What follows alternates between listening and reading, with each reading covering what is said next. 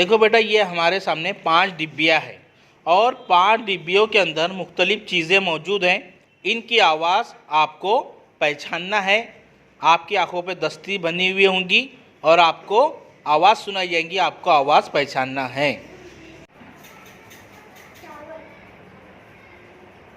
चावल, देखो चावल है क्या?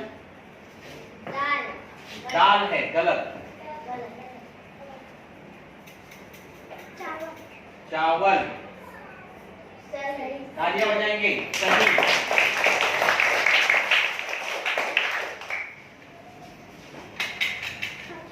जोर से बोलो।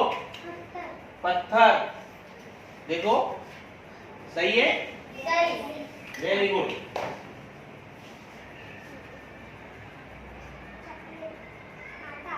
आटा, देखो क्या है? आटा, सही है, सही। चौली, देखो सही है, सही। चलिए बजाएंगे सब। आपके सामने ये बच्चा डिब्बी में मौजूद मुख्तलिफ चीजों की आवाजें पहचाने, ठीक है। चौली, देखो बोला शहबाज, सही, सही है, ताली बजाएंगे।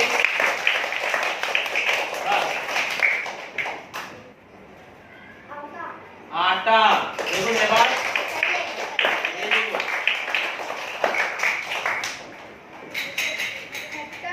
पत्थर, देखो